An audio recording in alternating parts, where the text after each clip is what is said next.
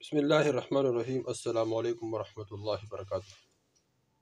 دوستو، آج کا جو وظیفہ ہے یہ بہت اہم ہے۔ یہ تمام مشکلات کو حل کرنے کے لیے اس طرح تمام ضروریات حاجات اللہ جل شانہ اپنے غیبی خزانوں سے پورے فرمائیں گے۔ یہ وظیفہ بہت اہم ہے۔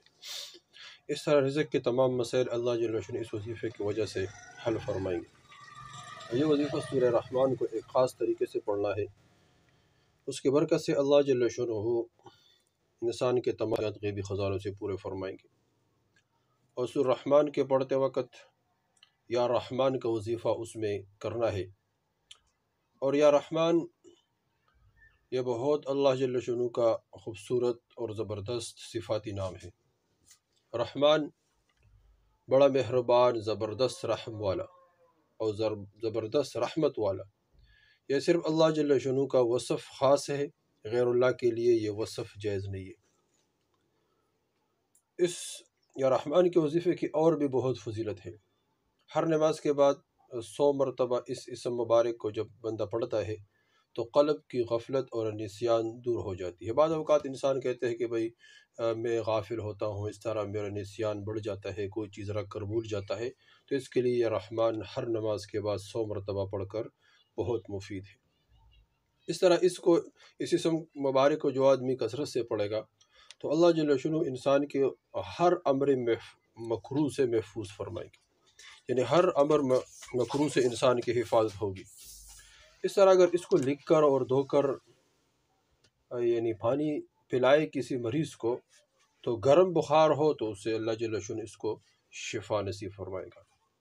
یعنی بخار کے مریض کو یعنی بخار کا مریض ہو اور بہت شدید گرم ہو تو اس کے لیے اس کو لکھ کر پلائے انشاءاللہ اللہ جل شانہ صرف یا رحمان لکھ کر جل جلالہ ساتھ لکھ کر اور وہ کاغذ پانی میں ڈال لے اور وہ پلائے، انشاءاللہ اس کی وجہ سے اللہ جل شانہ انسان کی حفاظت فرمائے۔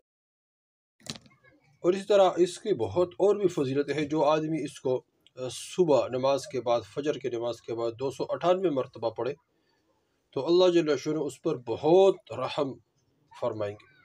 اور جو اس کو 41 مرتبہ پڑھے، روزانہ 41 مرتبہ پڑھے یا رحمان، 41 مرتبہ پڑھے یا اس طرح پڑھے یا رحمان الدنیا والآخرہ، تو اس کے تمام ضروریات حاجات اللہ جل شانہ اپنے غیبی خزانوں سے پورے فرمائیں گے۔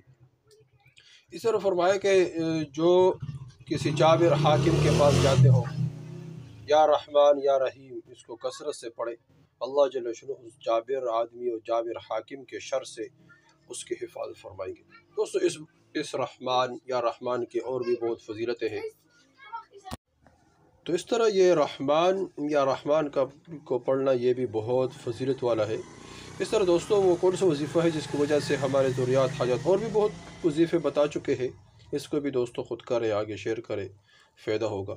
اور جو مرکزی وظیفہ ہے جس طرح ہم نے پہلے عرض کیا کہ سورہ رحمان کو ایک خاص طریقے سے پڑھنا ہے اور اس کے اندر یا رحمان پڑھنا ہے، تو دوستو یہ ہے کہ سب سے پہلے ہم سورہ رحمان کو شروع کریں شروع سے، اور جب پہلے رکوع تک پہنچ گیا تو پہلے رکوع میں ٹھہر کر یا رحمان اس کو 21 مرتبہ پڑھے، پھر اس طرح دوسرے رکوع تک پہنچ کر یا رحمان 21 مرتبہ پڑھے، پھر تیسرے رکوع تک پہنچ کر یا رحمان 21 مرتبہ پڑھے، ہر رکوع کے بعد یا رحمان 21 مرتبہ پڑھے، اور آخر میں پھر 21 مرتبہ پڑھے، اور پھر دعا کرے۔